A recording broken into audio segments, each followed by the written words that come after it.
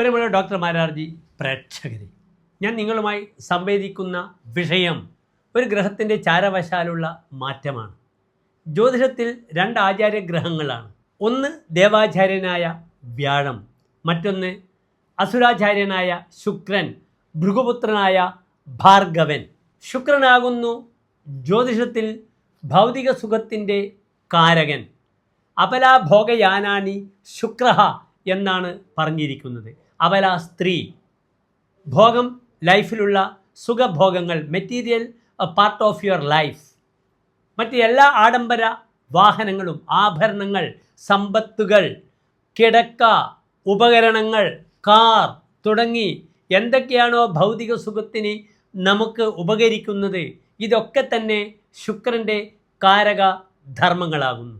കഴിഞ്ഞ കുറച്ചു ദിനങ്ങളായി ശുക്രന് നീചസ്ഥിതിയായിരുന്നു. ശുക്രൻ്റെ നീചസ്ഥിതി കന്നിയിലാണ്.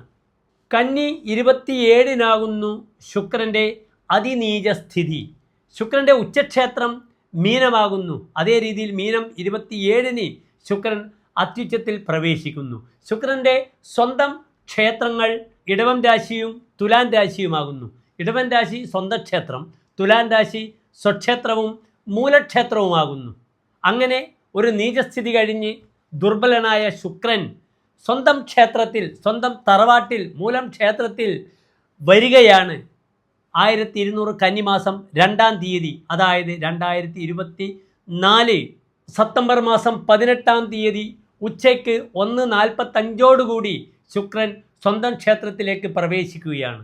നമുക്ക് മേടം രാശി മുതൽ 12 രാശിക്കാരുടെയും ശുക്രൻ്റെ ഈ മാറ്റത്തുള്ള ശുഭാശുഭങ്ങൾ എപ്രകാരമാണെന്ന് ചിന്തിക്കാം.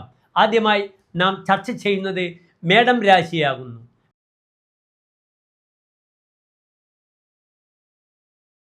അശ്വതി, ഭരണി, കാർത്തിക നക്ഷത്രത്തിൻ്റെ ആദ്യത്തെ 15 നാഴിക വരുന്ന 2.25 നക്ഷത്ര കൂട്ടമാകുന്നു മേടം രാശി. ഇവിടെ മേടം രാശിക്കാർക്ക് ശുക്രൻ ഏറ്റവും അനുകൂലമായ 7-ാം ഭാവത്തിലേക്കാണ് പ്രവേശിക്കുന്നത്.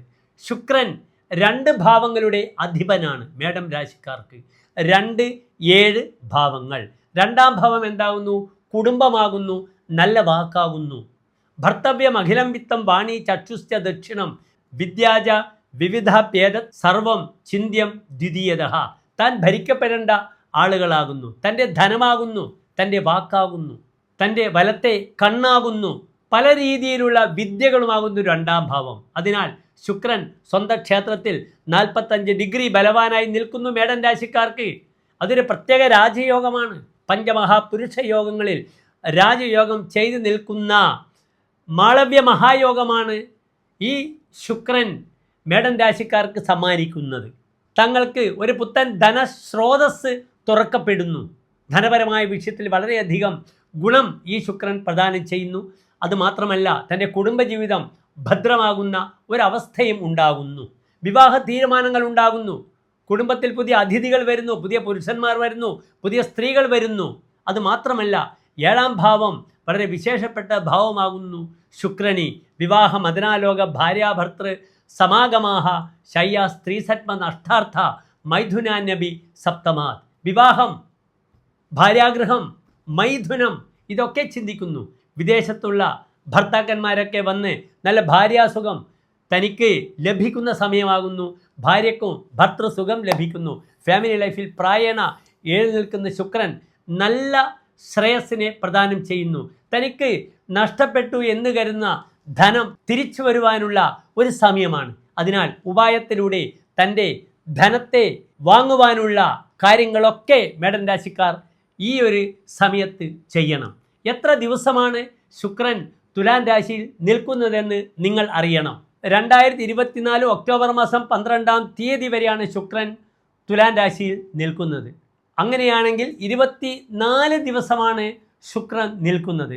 നിങ്ങളൊരു കാര്യം മനസ്സിലാക്കുക, ശുക്രനും ബുധനുമൊക്കെ തന്നെ മാക്സിമം ഒരു രാശിയിൽ നിൽക്കുക 30 ദിവസം മുതൽ 45 ദിവസം വരെയാണ്. ഇവിടെ ശുക്രൻ വളരെ ഹ്രസ്വമായ കാലയളവ് മാത്രമേ സ്വന്തം ക്ഷേത്രത്തിൽ നിൽക്കുന്നുള്ളൂ. പക്ഷേ നമുക്ക് ഈ ഒരു സമയം മതി.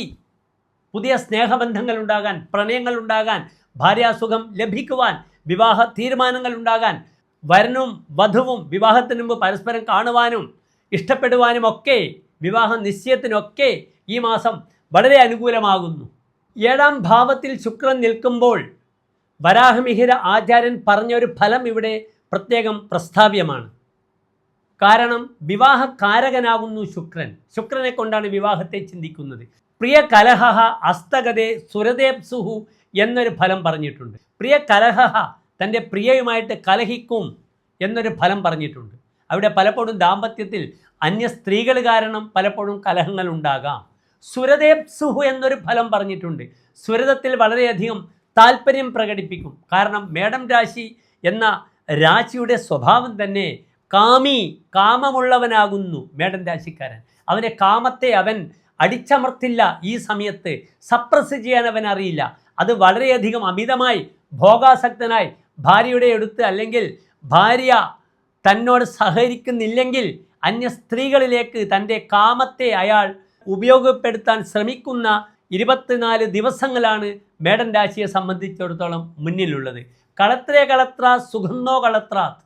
ഇവിടെ ചമത്കാര ചിന്താമണി ആചാര്യൻ പറഞ്ഞിരിക്കുന്നത് ഫലം ഇപ്രകാരമാണ്. കളത്രം തു ശുക്രേ ഭവേത് രത്നഗർഭം വിലാസാധികോ ഗണ്യതേജ പ്രയാസാൽപക കേന മുഹ്യന്തി തസ്മാത്. കളത്രേ കളത്ര സുഖം. 7ാം ഭാവത്തിൽ ശുക്രൻ വരുമ്പോൾ ഭാര്യാസുഖം, സ്ത്രീ സുഖം ലഭിക്കുന്നു. നോ കളത്രാത്. തനിക്ക് ശാരീരികമായി കളത്രം എന്ന ഭാവം 7ാം ഭാവത്തെ സൂചിപ്പിക്കുന്നു. ആ ഭാവത്തെ നാം ജഘനമെന്ന് പറയുന്നു. അതിനാൽ ജഘനമെന്നാൽ വസ്തിയുടെ മുന്നിലുള്ള ഭാഗമാകുന്നു. ലിംഗവുമായിട്ട് ബന്ധപ്പെടുന്ന ഭാഗത്തെയാണ് നാം ജഘനമെന്ന് പറയുന്നത്. അതിനാൽ മൂത്രാശയ സംബന്ധമായ രോഗങ്ങളാൽ ബുദ്ധിമുട്ടുന്നു. പ്രത്യേകിച്ച് ഒരു വ്യക്തിയുടെ ജാതകത്തിൽ ശുക്രനോടുകൂടെ ശനിയോ ചൊവ്വയോ സൂര്യനോ രാഹുവോ കേതുവോ യോഗമുണ്ടെങ്കിൽ മൂത്രാശയ രോഗങ്ങൾ ഉണ്ടാകാം, യൂറിനറി ഇൻഫെക്ഷൻ ഉണ്ടാകാം, അല്ലെങ്കിൽ പ്രോസ്ട്രേറ്റ് ഗ്ലാൻസുമായി ബന്ധപ്പെടുന്ന രോഗങ്ങളെയും ശ്രദ്ധിക്കേണ്ടിയിരിക്കുന്നു. തനിക്ക് രത്നഗർഭത്തോടു കൂടിയ ഭാര്യ ഉണ്ടാകും. അത്രക്കും മേന്മകളുള്ള ഭാര്യയെ ലഭിക്കുമെന്നാണ് പറഞ്ഞിരിക്കുന്നത്. താൻ ധാരാളം വിലാസം ചെയ്യുന്നു സ്ത്രീകളുമായി. വിദേശത്തേക്ക് പോകുന്നു. 7ാം ഭാവം തൻ്റെ യാത്രയാകുന്നു. അതിനാൽ വിദേശത്തുള്ള യാത്ര തരപ്പെടുന്നു. മേടം രാശിയിലുള്ള 7ാം ഭാവത്തിൽ ശുക്രനുള്ള വ്യക്തിയുടെ ഊർജ്ജസ്വലത കാരണം ഇവനിൽ ആരും വശീകരിക്കപ്പെടുന്നു, പ്രത്യേകിച്ച് സ്ത്രീകൾ. അങ്ങനെ നല്ല ഫലങ്ങളാണ് മേടൻ രാശിയെ സംബന്ധിച്ചിടത്തോളം ഈ ശുക്രൻ പ്രദാനം ചെയ്യുന്നത്.